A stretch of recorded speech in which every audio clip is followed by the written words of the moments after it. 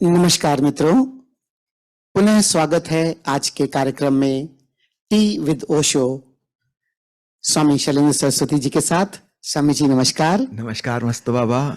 मैं संक्षेप में पहले बता दूं कि हम जो चर्चा शुरू की थी, हमने ओशो की दृष्टि में अध्यात्म क्या है, और स्वामी जी ने बताया कि 4 स्तंभ मुख्य हैं ओशो जिसमें अध्यात्म को परिभाषित करते हैं। जीवन के प्रति सकारात्मक दृष्टिकोण, ध्यान, प्रेम और ओंकार। जीवन के प्रति सकारात्मक दृष्टिकोण पर हम स्वामी जी से चर्चा कर चुके हैं। जो नए दर्शक हैं वो हमारे पुराने एपिसोड देख सकते हैं। ध्यान के बारे में हम अभी चर्चा कर रहे हैं और इस एपिसोड में भी हम ध्यान के बारे में और चर्चा करेंगे। लेकिन इससे पहले कि स्वामी जी हम चर्चा शुरू करें, टी विद ओशो, एक तो हम चाय की चुस्की ले लें।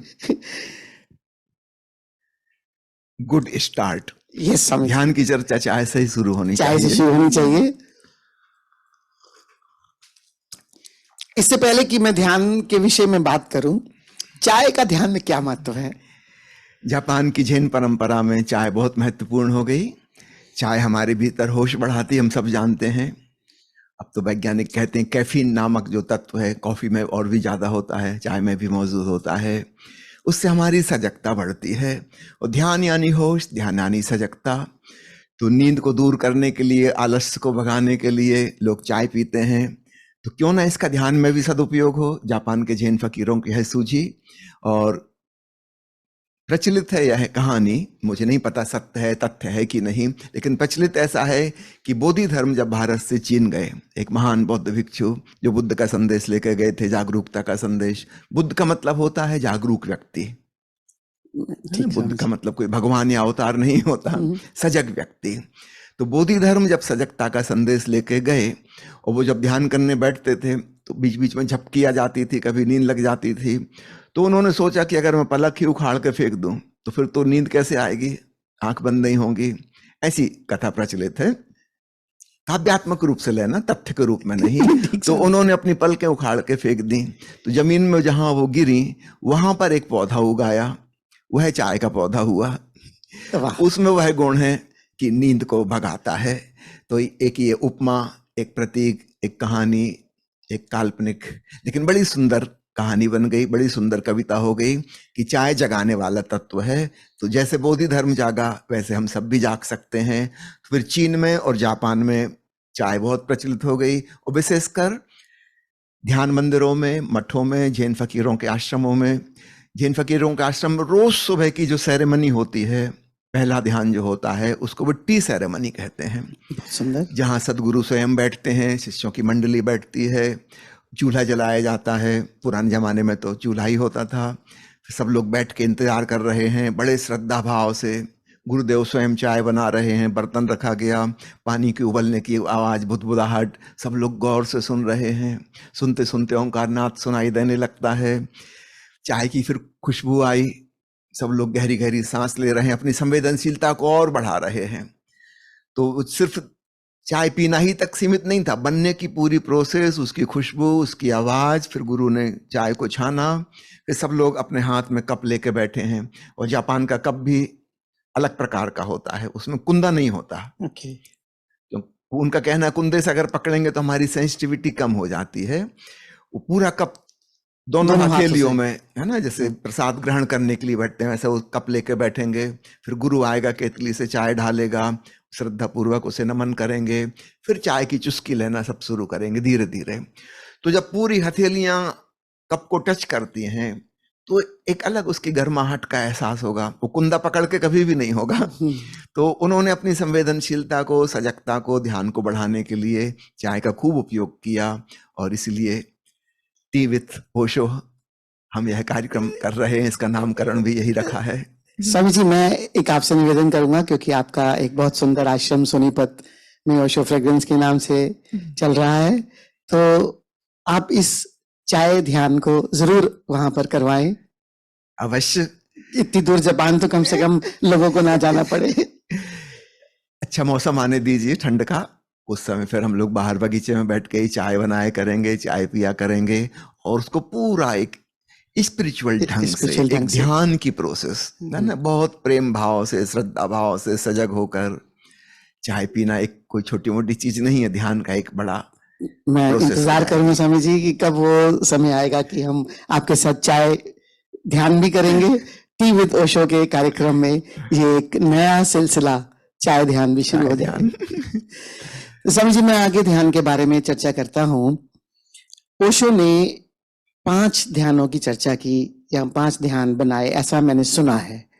तो मैं आपसे जानना चाहूंगा कि वो 5 ध्यान कौन से हैं और 5 ही क्यों? क्योंकि ओशो के जो मार्गदर्शन लोग दे रहे हैं उसमें तो बहुत सारी ध्यान विधियों की चर्चा होती है। तो एक तो मुझे 5 ध्यानों के बारे में आपसे थोड़ा सा जानना है, और इसमें खास तौर पर हमने सक्रिय ध्यान, डायनेमिक मेडिटेशन की चर्चा पिछले एपिसोड में की। जी। उसमें एक पॉइंट मुझे लगा कि हमें और पता चल जाए आपसे कि ओशो ने डायनेमिक मेडिटेशन में बहुत सारे बदलाव किए, ऐसा मैंने सुना। तो कब कब और कैसे कैसे बदलाव और क्यों किए, ये मैं आपसे जरूर जानना चाहूंगा इसमें। सबसे पहले मैं बताऊं, डायनेमिक मेडिटेशन जिस प्रकार से शुरू हुआ, उसका पहले यह नाम भी नहीं था सक्रिय ध्यान, उसका नामकरण नहीं था। जिन खोजा तिन पाइया, अगर आपने प्रवचन माला सुनी है या किताब पढ़ी है तो उसमें कुंडलनी जागरण वो सोर्स को पुकार रहे हैं। डायनेमिक मेडिटेशन का जो प्रयोग करा रहे हैं उसको कुंडलनी जागरण से जोड़ा है। तो प्राणायाम के द्वारा हठ योग की वह प्रक्रिया है, ऊर्जा जागती है। फिर ओशो कैथारसिस की कह रहे हैं, कैथारसिस के द्वारा वो अवरोध हट जाएं ताकि ऊर्जा पूरी अच्छे से जाग सके, कोई दमन ना हो, कोई बाधा ना हो। और तीसरे चरण में मैं कौन हूं की जिज्ञासा। अंग्रेजी में ओशो कहते थे अपने आप से पूछो हु एम आई, क्योंकि उस जमाने में पश्चिमी साधक आने लगे थे। तो हम हिंदी में मैं कौन हूं और अंग्रेजी में हु एम आई, यह जिज्ञासा तीसरे चरण में। और चौथे में फिर कुछ भी नहीं, अब मौन श्रवण में, ओंकार श्रवण में डूबना है। 4 चरण थे। फिर ओशो ने देखा कि धीरे धीरे वो मैं कौन हूं और हु एम आई यंत्रवत लोग कर रहे हैं। वो जो होना चाहिए था एक क्वेरी, एक क्वेस्ट, एक जिज्ञासा, एक सवाल, तो वो सवाल न रह के केवल शाब्दिक मंत्रोच्चार जैसा हो गया। बस कहे जा रहा है मैं कौन हूं, मैं कौन हूं, मैं कौन हूं, मैं कौन हूं। वो जिज्ञासा वाली बात ही नहीं थी। तो फिर रोशन का इसको ड्रॉप करते हैं, क्योंकि वो जल्दी से लोग रिपीटिशन और यंत्रवत मशीन की तरह दोहराने लगते हैं। तो असली तो बात थी कि भीतर एक गहन जिज्ञासा हो कि वास्तव में मैं कौन हूं। तो वो तो बहुत कम लोगों को हुआ, ज्यादा लोगों ने यंत्रवत शुरू कर दिया। फिर ओशो ने चेंज कर दिया। उन्होंने कहा केवल हु की ध्वनि, जो कि सूफियों का मंत्र है अल्लाहू। जब भी अल्लाहू जपते हैं तो अल्लाहू अल्लाहू करते, फिर धीरे धीरे लाहू लाहू लाहू, और अंत में केवल हु हु रह जाता है। मैं कौन हूं में चूंकि मीनिंग है, हु एम आई में एक अर्थ है, तो हमारा मन चंचल हो जाता है, वो उसके अर्थ खोजने लगता है, उसका उत्तर निकालने लगता है कि उपनिषद में क्या कहा है, ऋषियों ने, भगवान कृष्ण ने क्या कहा है, गीता में, उत्तर ढूंढने लगता मैं है। हूं कौन, मैं हूं कौन, भांति भांति के उत्तर आने लगेंगे, मैं ब्रह्म हूं, मैं फला हूं, मैं डका हूं। हमको मजाक में एक बार सूझी, एक सज्जन बहुत जोर से चिल्ला रहे थे मैं कौन हूं शिविर में। मैंने उनके पास जाके कह दिया तुम गधे हो, तुम गधे हो। बहुत नाराज हुए बाद में वो। उस समय तो आंख पे पट्टी बंधी थी, वो फिर ढूंढते फिर किसने कहा, किसने कहा था, किसी ने बता दिया कि ये लड़का है। आप पूछ रहे थे, आपको उत्तर नहीं मिल रहा था तो मैंने बता दिया। तो ओशो ने कहा कि सिर्फ हु, क्योंकि हु केवल एक ध्वनि है, इसका कोई मीनिंग नहीं है, तो मन इसमें काम नहीं करेगा, बुद्धि काम नहीं करेगी, सिर्फ ध्वनि को सुनो।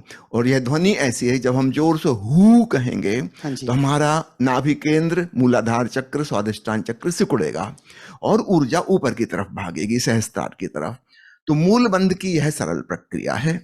ओशो ने मूलबंध ध्यान को तो बहुत विस्तार से समझाया है, पूरे 1.5 घंटे के प्रवचन में कबीर पे बोलते हुए, लेकिन उसका संक्षिप्त रूप अगर कहें तो वो यही है कि हम जोर से हवा बाहर छोड़ें तो हु की ध्वनि में भी वही हो जाता है। फिर ओशो ने समझा है कि मैंने क्यों बदल दिया। उन्होंने कहा कि मैं कौन हूं में भी हूं इंपॉर्टेंट था, और हु एम आई अंग्रेजी में भी हु इंपॉर्टेंट था, तो बाकी की बात छोड़ दो, सिर्फ हु ही रखते हैं। फिर बाद में उन्होंने परिवर्तन कर दिया, केवल हु की ध्वनि।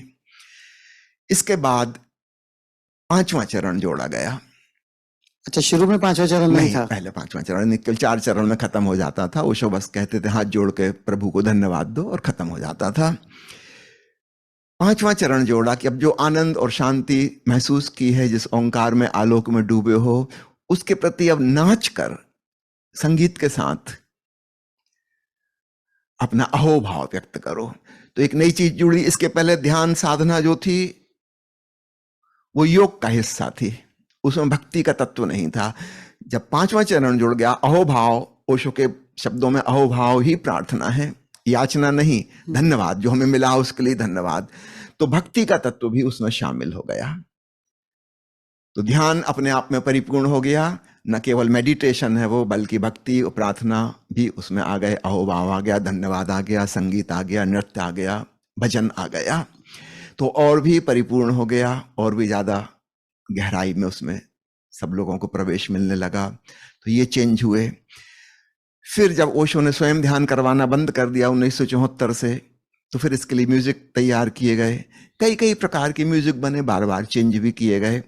अभी जो चल रहा है प्रचलन में, यह काफी सालों से है ना। तो पांचवा चरण का अहोभाव, है ना। पहले ओशो ने कीर्तन करवाते थे, जब वो खुद करवा रहे थे उस समय। अच्छा, अहोभाव भी शुरू में पहले कीर्तन से शुरू हुआ हाँ, था? उस समय संगीतकार तो कोई नहीं था ना, था। ओशो खुद ही मुंह से निर्देश देते थे। तो बाद में मायोग तरुण थी, बहुत अच्छी गायिका, मधुर कंठिका, वो कुछ भजन गाती थी या कीर्तन होता था, गोविंद बोलो, हरि गोपाल बोलो, इस प्रकार कोई एक धुन चलती थी, 5-7 मिनट 10 मिनट सब लोग उस पर नाचते थे। फिर धीरे धीरे वो कीर्तन से रिप्लेस हो गया। जैसे मैंने आपसे कहा था कि बहुत सारे विभिन्न भाषा वाले लोग आ गए। अब एक भाषा काम नहीं करेगी, तो केवल म्यूजिक ही बचा। तो इस प्रकार सक्रिय ध्यान में काफी परिवर्तन ओशो के रहते हुए। और मैं आपको कहना चाहूंगा, ओशो की किताब है ध्यान दर्शन, वो भी एक कैंप के ही प्रवचन उसमें संकलित हैं। उसमें ओशो एक जगह कह रहे हैं, किसी ने पूछा है कि कब तक कैथारसिस करनी है, तो ओशो ने कहा अगर तुम पूरी तीव्रता से करो 100%, तो एक बार ही पर्याप्त है, दोबारा नहीं करनी पड़ेगी। सारा दमन अगर तुम वास्तव में विसर्जित कर दो बिना किसी लाज संकोच के, तो एक ही बार में काम हो जाएगा। फिर दोबारा उसी प्रवचन माला में फिर किसी ने पूछा है, तो ओशो ने कहा है कि 3 सप्ताह से लेके 3 महीने पर्याप्त होंगे। तीव्रता से करोगे तो 3 सप्ताह में हो जाएगा, कुनकुने करोगे तो 3 महीने में पूरी हो जाएगी सफाई, इससे ज्यादा समय नहीं लगेगा। यह है 7वां प्रवचन ध्यान दर्शन का, जिसमें ये वाली बात कही 3, और उसी में कहा है 1 दिन वाली बात भी कही, एक ही बार में हो जाएगा। इसके आगे फिर ओशो समझाते हैं कि जैसे जैसे तुम्हारा मन साफ होता जाएगा, तुम पाओगे कि सेकंड स्टेप में करने को कुछ बचा ही नहीं, कुछ भीतर से आ ही नहीं रहा। हाँ जी। फिर तुम उसको ड्रॉप कर देना। अच्छा, ये भी कहा है? उसकी कोई जरूरत नहीं, कितनी सफाई करोगे, हो गई सफाई। अगर हम बर्तन को साफ करें किचन में और रगड़ते जाएं तो एक सीमा तक तो उपयोगी बर्तन साफ होगा, स्वच्छ होगा, लेकिन इसके बाद तो बर्तन घिसने लगेगा, खराब हो जाएगा। ये गलती नहीं करना। ओशो ने कहा कि सेकंड स्टेप को ड्रॉप कर देना। इसके बाद आएगा एक समय कि थर्ड स्टेप की भी तुम्हें जरूरत नहीं लगेगी, उसको भी ड्रॉप कर देना, या हो सकता है 1-2 मिनट के लिए जरूरत लगे। और फिर कहा है फिर एक समय आएगा फर्स्ट स्टेप में भी तुम पाओगे 1-2 मिनट ही तुमने श्वास ली और बात बन गई, तब ध्यान को उतना छोटा कर देना कि 2 मिनट सांस ली, 1 मिनट हु की, और सीधे चौथे चरण में चले गए। ध्यान दर्शन के 7वें प्रवचन में सब कहा गया, ये सब कहा है, शिविर में कह रहे हैं। वो नेचुरली लोग अपने घर जा रहे हैं तो घर जाके कैसे करना है, तो उन्होंने स्वयं तो परिवर्तन किए ही, आगे कैसे साधक को परिवर्तन करना है अपने विवेक से, उसकी गाइडलाइन भी दी है। और फिर कहा कि एक दिन ऐसा आएगा कि तुम्हें सक्रिय चरण की पहले दूसरे तीसरे की जरूरत ही नहीं पड़ेगी, तुम्हारे भीतर से प्यास जागी कि ध्यान में जाना हो, तुम सीधे चौथे में प्रवेश कर जाओगे। वो सौभाग्य का दिन भी आएगा, तो ये कोई हमेशा करने के लिए नहीं है।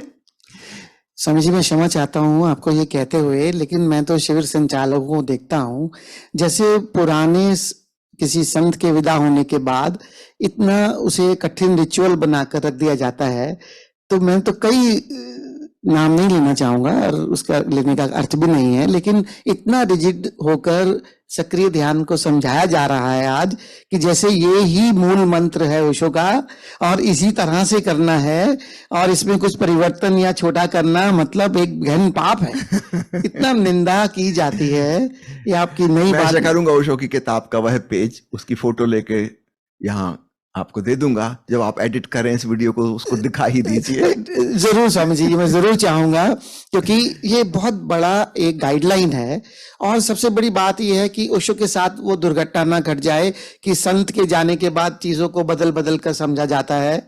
और मैं चाहता हूं कि टी विद ओशो में हम आपके माध्यम से, क्योंकि आप ओशो के साथ जिए भी हैं, ओशो के बायोलॉजिकल छोटे भाई भी हैं, आपने गुरु के रूप में ओशो को पढ़ा है, माना है और उसी में जी रहे हैं, तो ये बातें हमारे लिए बहुत आवश्यक हैं। इसमें अब एक बात मेरा एक जिज्ञासा उठी है कि आपने ये कहा कि अब साधक अपने विवेक से उसे छोटा भी कर सकता है, कब कितना करना है, लेकिन क्या सच में ही हमारा मन बीच में हावी होकर हमें समय से पहले इसे छोड़ने के लिए प्रोत्साहित नहीं कर सकता?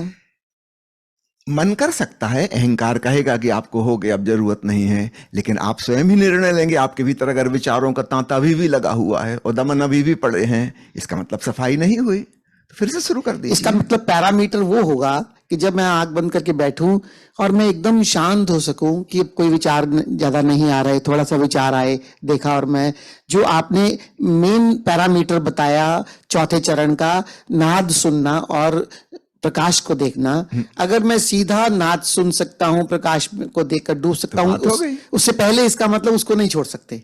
उसके पहले नहीं छोड़ सकते, क्योंकि ये पैरामीटर बहुत आवश्यक है दर्शकों के लिए, क्योंकि हम है तो मन और शरीर और भावनाएं और चेतना का ये साइकोसोमेटिक कॉम्प्लेक्स जो है, इसमें जगह समय समय पर कोई ना कोई कुछ हावी हो जाता है। कभी शरीर हावी हो जाता है, कभी मन हावी हो जाता है। बहुत पैनी दृष्टि चाहिए और मैं समझता हूं कि आपके मार्गदर्शन से बहुत सारे दर्शकों को इससे लाभ होगा। तो ये जो मेन जो आपने पिछले एपिसोड में बात की कि शुरू के 13 साल ओशो ने नाद और नूर पर, प्रकाश पर और ओंकार पर, जो हमारा चौथा स्तंभ भी है, इस पर जो जोर डाला, हम चौथे चरण में उसे भूल ना जाएं। जबकि आज चौथे चरण में मैं देखता हूं कि तकरीबन लोग सिर्फ साक्षी होकर रहते हैं, इससे ज्यादा किसी चीज पर उन्हें जाना है, इसका उन पर कोई मार्गदर्शन नहीं है। तो स्वामी जी बहुत बहुत धन्यवाद। अब मैं चाहूंगा कि अब बाकी जो ध्यान विधियां जरूर, जो 5 ध्यान विधियां में से एक तो सक्रिय ध्यान है, बाकी 4 विधियों के बारे में भी मुझे संक्षेप में बताएं। और जो इतनी सारी विधियां आज ओशो की किताब में भी, प्रथम और अंतिम मुक्ति में भी बहुत सारी विधियों का उल्लेख किया हुआ है, उसके बारे में थोड़ा आप प्रकाश डालिए। देखिए, समय की तो सीमा होती है। जब शिविर हो रहा है और पूना आश्रम में सुबह से लेकर शाम तक 8 बजे ओशो प्रवचन देते थे, 9:30 पौने 10 को प्रवचन खत्म होता था। उसके बाद लोग चाय नाश्ता करेंगे तो 11 बज जाएंगे। इसके बाद ही ध्यान प्रयोग शुरू होंगे। सक्रिय ध्यान सुबह हो जाता था 6 बजे से 7 बजे तक। अब जो समय बचा है, इसमें 4 प्रयोग हो सकते थे प्रैक्टिकली। बीच में गैप भी चाहिए, चाय पान के लिए भी जाएंगे, दोपहर को लंच भी होगा, फिर इतनी सुबह के जागे हैं लोग तो लंच के बाद थोड़ा विश्राम का समय भी चाहिए। याद रखिएगा, थकने के लिए ध्यान नहीं कर रहे हैं, हम ऊर्जान्वित होने के लिए कर रहे हैं। अगर कोई आदमी रूटीनली करता ही चला जाए तो वो तो थक जाएगा, टूट जाएगा, उसकी जागरूकता और कम हो जाएगी थकान की वजह से। तो यहां भी एक सम्यकता और विवेक चाहिए कि कितना मैं कर सकता हूं। ये जो सीमा है कितना मैं कर सकता हूं, समय समय पे बदलती है। कभी मैं स्वस्थ हूं, कभी मैं रुग्ण हूं, कभी मैं जवान था, आज मैं बूढ़ा हो गया हूं। हर चीज की लिमिट है। तो वही की वही चीज तो नहीं हो सकती कि हमेशा वैसा करता रहूं। तो चलिए दूसरी विधि को लेते हैं, जो बहुत महत्वपूर्ण विधि बन गई और शाम के समय उसे किया जाता है, वो है कुंडलनी ध्यान। इसके बारे में ओशो ने कभी विस्तार से नहीं कहा है, केवल संक्षेप में कबीर साहब पे बोलते हुए जब ओंकार की चर्चा कर रहे थे तब उन्होंने कुंडलनी ध्यान की चर्चा की है। और अन्य जगह पर कुंडलनी के विरोध में कहा है। जो पारंपरिक कुंडलनी ध्यान होता है, विशेषकर झरत दसुंदिस मोती नामक प्रवचन माला में 2 सवालों के उत्तर में उन्होंने परंपरागत जैसा ध्यान हो रहा है कुंडलनी का, उसके सख्त खिलाफ अपना मंतव्य दिया है और कहा कि मैंने जो विधि बनाई है इसका परंपरागत कुंडलनी जागरण से कोई लेना देना नहीं है। It has nothing to do with Kundalini, सिर्फ नाम रखा है कुंडलनी। अच्छा, ऐसा स्पष्ट कहा है। दूसरी बात आपको ये बता दूं, ध्यान योग प्रथम और अंतिम मुक्ति में जहां वर्णन आता है सक्रिय ध्यान और कुंडलनी ध्यान का, उसके पहले जो भूमिका है ओशो के द्वारा बनाई गई 2 शक्तिशाली ध्यान विधियां, उसमें ओशो कह रहे हैं कि सक्रिय ध्यान या कुंडलनी ध्यान या नाद ब्रह्म ध्यान, ये विधियां ध्यान नहीं है। खूब अच्छे से सुन लीजिएगा, ये ध्यान नहीं है। इनको करने के बाद आप जिस स्पेस में पहुंचेंगे, नाद श्रवण करेंगे, वो है ध्यान। ये सिर्फ उपाय हैं वहां तक जाने के, साधन है, साध्य नहीं है। और फिर उन्होंने एक बहुत अच्छा उदाहरण दिया कि कई बार विदेशी लोग आते हैं भारत में और संगीत के शौकीन होते हैं, पता चला कहीं शास्त्रीय संगीत हो रहा है, वहां सुनने पहुंच जाते हैं और मंच पर संगीतकार आ गए और वो अपनी सितार के तार मिला रहे हैं सुर से, तबलची ठोक हथौड़ा ठुक ठुक ठुक ठुक कर रहा है, आधा घंटा यही चलता रहता है, वीणा वादक अपनी वीणा मिला रहा है। विदेशी लोग समझते हैं कि संगीत हो गया, वो ताली बजा के उठ के जाने लगते हैं कि हो गया। अभी तो संगीत शुरू ही नहीं हुआ, संगीत तो अब शुरू होगा, अभी तो तैयारी चल रही थी, साज को बिठा रहे थे। तो ओशो ने कहा मैंने जितनी भी विधियां दी हैं उसमें सक्रिय कुंडलनी नाद ब्रह्म, ये साज को बिठाना है, तुम्हारे तन मन का साज बैठ जाए। अब असली संगीत शुरू होगा जब ये जहां से विधि खत्म होती है, अब उसको सुनना है, उसमें डूबना है, वो है असली ध्यान। तो विधि को ध्यान मत समझ लेना, विधि सहयोगी हो सकती है, अगर तुम समझदारी से उसका उपयोग करोगे तो जल्दी से वहां तक पहुंचा देगी। जैसे आपने कहा सक्रिय ध्यान अपने आप छोटा भी कर सकते हैं, कि जब तक वहां मौन के चरण तक हम पहुंचने के लिए हमने इसका प्रयोग किया। मुझे याद आता है ऊर्जा दर्शन के समय ओशो जब व्यक्तिगत लोगों से बात करते थे, कभी कोई बुजुर्ग सज्जन होते, कोई बूढ़ी महिला होती, और वो पूछते सक्रिय ध्यान के बारे में, ओशो कहते नहीं तुम्हें जरूरत नहीं, तुम शांत ध्यान करो। ओशो शांत ध्यान या शिथिल ध्यान के लिए कहते थे, जो निष्क्रिय ध्यान पहले कराते रहे। क्योंकि आदमी को हो सकता है हृदय की बीमारी हो, हाई ब्लड प्रेशर की बीमारी हो, जब भी कोई व्यक्ति प्राणायाम करता है, हाँ जी, हाइपर वेंटिलेशन, उसके साथ हाइपर टेंशन भी हो जाता है। सामान्य व्यक्ति को भी, जिसको ब्लड प्रेशर नहीं है, उसका ब्लड प्रेशर काफी बढ़ जाएगा। कोई भी हम श्रम करेंगे, ब्लड प्रेशर बढ़ेगा, हृदय पर जोर पड़ेगा। अब एक 50 साल से ऊपर का व्यक्ति, अधिकांश लोगों को कुछ ना कुछ प्रॉब्लम हो जाती है, किसी के घुटने खराब है, किसी की एड़ी खराब है, किसी की कमर में दर्द है, किसी की वर्टिब्रल प्रॉब्लम है, किसी को सर्वाइकल स्पॉन्डिलोसिस है। अगर वो बार बार गर्दन के मूवमेंट के साथ वैसा प्राणायाम करेगा तो शारीरिक समस्या खड़ी कर लेगा। मैंने बहुत लोगों को ओशो द्वारा कहते हुए सुना है कि आप शांत ध्यान कीजिए, सक्रिय ध्यान की जरूरत नहीं है, कुंडलनी की जरूरत नहीं है। तो इसका मतलब एक ध्यान विधि में ध्यान है, ये विधि है जो आप अगर ज्यादा अशांत हैं, ज्यादा विचार है तो उनसे, और आपका शरीर स्वस्थ है, तब आप सक्रिय ध्यान आपके लिए रिकमेंडेड है। समझिए, एक चीज और मैं पूछना चाहूंगा सक्रिय ध्यान के बारे में, इससे पहले आप दूसरी कुंडलनी के बाद किसी और विधि पर जाएं। जैसे आपने कहा कि 3 दिन से 3 महीने तक पर्याप्त है अपने आप को खाली करने के लिए, रेचन के लिए। लेकिन आज के युग में मैं ये देखता हूं कि जो हमारा बाहर का वातावरण है, तो आपको नहीं लगता कि एक बार 3 महीने में मैंने खाली कर लिया और ऐसे वातावरण में जीते हुए मैं 2-4-6 महीने में फिर अपने अंदर कुछ इकट्ठा करूंगा? इस संबंध में मैं कहना चाहूंगा, ओशो ने जो उपमा से समझाया है, जैसे एक तालाब है, उसमें पानी भरा है, हम चाहते हैं कि तालाब खाली हो जाए और सूखी जमीन मिल जाए, तो इसके लिए 3 चीजें करनी होंगी। पहला चीज, इस पानी का निष्कासन, इसका निकास हो जाए। हाँ जी, तो कहीं हमको बहाना होगा, एक नहर खोद के बह जाए नीचे। दूसरी चीज, पानी का स्रोत कहाँ है, आ कहाँ से रहा था, उसको भी बंद करना पड़ेगा। तो पहली चीज है उसका एग्जिट। दूसरी चीज है एंट्री बंद करें।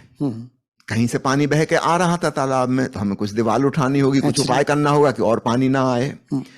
इसके बावजूद भी जो पानी बह गया, अभी कीचड़ वाली गीली जमीन रहेगी। तीसरी चीज हमें इंतजार करनी होगी, प्रतीक्षा, धैर्य, कि अब सूरज की धूप और हवाएं इसको सुखा दें। तो ओशो ने कहा 3 प्रयोग साधक को करने होंगे। पहली चीज विसर्जन, दमन का, हम खाली हो जाएं, अभी सूखी जमीन नहीं मिल जाएगी इससे। दूसरी चीज एंट्री बंद करनी होगी। अगर आप दिन रात वही कर रहे हैं, अखबार पढ़ रहे हैं, टीवी देख रहे हैं, व्हाट्सएप और फेसबुक पे लगे हुए हो, बकवास कर रहे हैं, फोन पे दुनिया भर का कचरा कूड़ा भीतर भर रहे हैं, तो सफाई का कोई मतलब ही नहीं निकला, वो मेहनत भी बेकार गई। आपने फिर भर लिया तालाब, तो ज्यों का त्यों भर जाएगा। तो ये 2 चीजें भी पर्याप्त नहीं है, याद रखिएगा, 2 चीजें भी पर्याप्त नहीं है। तीसरी चीज होगी इंतजार, अब सूरज का और हवाओं का, साक्षी का सूर्य और ओंकार की हवाएं। क्या बात है, बहुत सुंदर समझ। अब साक्षी का सूर्य चमकेगा, धीरे धीरे धीरे वो कीचड़ सूखेगी, समय लगेगा। ओंकार की हवाएं चलेंगी, जरूर एक दिन सूखी भूमि मिलेगी, लेकिन इसमें वक्त लगेगा। याद रखिएगा, सूरज की और हवाओं की इतनी ताकत नहीं है कि इस 20 फुट गहरे तालाब को खाली कर दें, वो नहीं करेंगे। उसका तो हमें 2 इंतजाम करने होंगे। तो 3 प्रयोग साधक को करने होंगे, इन तीनों का ख्याल रखना होगा।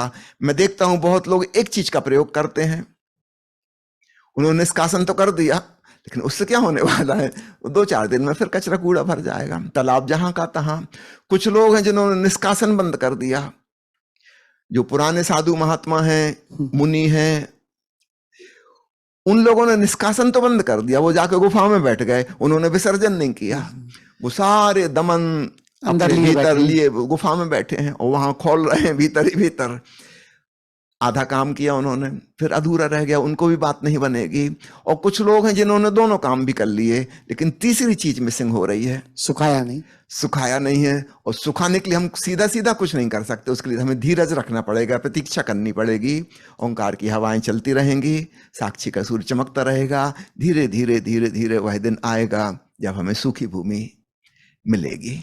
प्रैक्टिकली 2 चीजें तो मैं समझ गया कि पहले तो हम सक्रिय ध्यान से खाली कर रहे हैं और अंत में ओंकार और साक्षी की हवाओं से हम सुखा देंगे। जो बीच में हमने बंद करना है आज के युग में, इस पे थोड़ा सा मुझे प्रकाश डालिए कि किस तरह से आज का मनुष्य ये जो पानी का जो स्रोत है उसको बंद कर सकता है। देखिए, मैं नौकरी करता था, डॉक्टर का काम करता था, है ना, मैं सिर्फ उतना ही पढ़ता था। उस जमाने में गूगल तो था नहीं, इंटरनेट नहीं थी, केवल मैगजीन आती थी। तो चूंकि मैं जिस फील्ड में काम कर रहा हूं, मुझे उसमें अपडेट रहना है, तो मैं केवल मेडिकल मैगजीन पढ़ता था। इसके अलावा मैंने कभी कुछ नहीं पढ़ा। ओशो के साहित्य पढ़ता था, वो अपने आध्यात्मिक प्यास के लिए, जिज्ञासा के लिए, समझने के लिए, और जो प्रोफेशन से संबंधित है उतनी नॉलेज गेन करने के लिए। मैं एक बार हैदराबाद गया था, तो जब गया था कैंप लेने, तो पत्रकार मीटिंग थी, पहले दिन इंटरव्यू दिया, काफी अखबारों में छपा। फिर 7 दिन के बाद जब मैं वापस लौट रहा था, फिर एक पत्रकार मीटिंग हुई। संयोग से इसमें 3-4 पत्रकार वो थे जो पहली प्रेस कॉन्फ्रेंस में आए थे। वो मुझसे पूछने लगे कि स्वामी जी, हमने जो छापा था वो आपको कैसा लगा? मैं हंसने लगा, मैंने कहा क्षमा कीजिए, मैंने तो नहीं पढ़ा। वो हैरान हुए, क्यों नहीं पढ़ा? मैंने कहा मैं पढ़ते ही नहीं अखबार, ऐसा नहीं कि आपका लेख नहीं पढ़ा, मुझे कोई रुचि नहीं पढ़ने में। बोले हद हो गई, आपका हमने छापा है, आपने नहीं पढ़ा। मैंने कहा देखिए, 2 ही पॉसिबिलिटी, या तो मैंने जो कहा था आपने वही छापा होगा, या आपने मनगढ़ंत कुछ मिर्च मसाला लगा के छापा होगा। अगर जो मैंने कहा है वही आपने छापा, तो उसको मैं क्यों पढ़ूं, मुझे तो पता ही है मैंने क्या कहा। और अगर आपने झूठी कहानियां जोड़ दी हैं उसमें, तो झूठ में मेरी कोई रुचि नहीं, उसको भी क्यों पढ़ूं तो किसी भी हाल में मैं क्यों पढ़ूं? तो मैं अगर इसको पूरी तरह से अब एक बार अपने दर्शकों को रिपीट करके बताना चाहूंगा, सक्रिय ध्यान 3 महीने तक लगातार पूरी तरह से करें। उसके बाद जो फालतू ज्ञान हम ले रहे हैं उसको बंद करें। जितनी आवश्यकता है हमारे प्रोफेशन में या हमें आगे कुछ आगे बढ़ने के लिए जो आवश्यकता पड़ती है, आगे तरक्की करने के लिए, सिर्फ उतने सीमित रहें, तब सक्रिय ध्यान की दोबारा जरूरत नहीं है। अगर हम बढ़ते चले गए तो फिर खाली करना ही पड़ेगा। और अंत में ओंकार की साधना, जो 13 साल तक ओशो ने कहा करने के लिए, और साक्षी, ये पूर्ण हमें। आपको जानकर हैरानी होगी, मुझे फिल्म देखने का बड़ा शौक था, हाँ जी। फिल्में देखी, और अचानक फिर एक दिन, जब मैं स्टूडेंट था उस समय की बात, 1975 में शायद मैंने अंतिम फिल्म देखी। अच्छा, उससे बाद आज तक कुछ नहीं देखी? फिर एक आध दो बहुत लोगों ने रिकमेंड की, 1-2 पिक्चर देखी हैं। तो स्वामी जी, फिर एक आम आदमी को मनोरंजन भी चाहिए, और ये जो आपने बताया मार्ग, मुझे लगता है थोड़ा सा कठिन नहीं है कि आज के युग में? देखिए, मनोरंजन हमें इसलिए चाहिए कि हम दुख को भुलाना चाहते हैं। हाँ जी। अगर मुझे अपने भीतर ही आनंद आने लगा, मुझे शांति की प्रतीति होने लगी, तो मनोरंजन क्यों चाहिए? अब जिस घर में हम रह रहे हैं, इसके पहले जहां हम रह रहे थे 2 साल, आप जानते हैं कि कहीं टेलीविजन है ही नहीं, जरूरत ही नहीं है। जितने लोग मेरे संग रह रहे हैं, किसी को टेलीविजन देखना ही नहीं है। मेरा mobile most of the time बंद रहता है। उमा प्रिया का मोबाइल वहां नहीं रहता जहां वो या म्यूट रहता है, अक्सर बंद। हमको जरूरत पड़ेगी, हमने तय कर लिया 10-15 मिनट देखेंगे, एक बार खोल के देख लेंगे, कुछ उत्तर देना है किसी को दे देंगे, किसी से बात करना है कर लेंगे मिस कॉल देख के। लेकिन ऐसा रेयरली, कभी हफ्ता 10 दिन में कभी ऐसा मौका आता होगा कि हम किसी को फोन करें, कोई जरूरत ही नहीं पड़ती। स्वामी जी, आप जो बात कह रहे हैं वो तो मंजिल हो गई, लेकिन मैं अपने जैसे किसी साधक की बात कर पूछना चाहूंगा, तो क्या हम इसको एक प्रोसेस भी बना सकते हैं? जैसे एकदम हमने 3 महीने तक किया और फिर एकदम सब कुछ अगर नहीं काटा जा रहा तो बीच बीच में खाली भी करते रहे, लेकिन उस प्रोसेस का हमें याद है कि हमें एक दिन पूरी तरह से जो फालतू ज्ञान हम ले रहे हैं उसे रोकना है और फिर अंत में हमें आनंद में अपने आप पहुंच जाएंगे। हाँ, अगर किसी को ये बात पता ही नहीं है तो व्यर्थ की मेहनत करता रहेगा। वो पंप लगा के पानी फेंक रहा है, लेकिन जहां से आ रहा था वो तेज गति से चला आ रहा है, तो परिवर्तन कुछ भी नहीं होगा। चलिए, हमारे दर्शकों को एक होप तो मिली कि मंजिल से पहले भी जो रास्ता है वो बहुत सुंदर है। समझी, समय की सीमा है और मैं आपका धन्यवाद करना चाहूंगा, लेकिन बातें अभी बाकी हैं और मैं आपसे निवेदन करूंगा कि इस बारे में दूसरे स्तंभ पर हम ये और चर्चा करेंगे। और मैं धन्यवाद करता हूं सभी मित्रों का, स्वामी जी का, जो हमारे साथ बने हुए हैं, और फिर हम मिलेंगे अगली बार एक नई चर्चा से। धन्यवाद।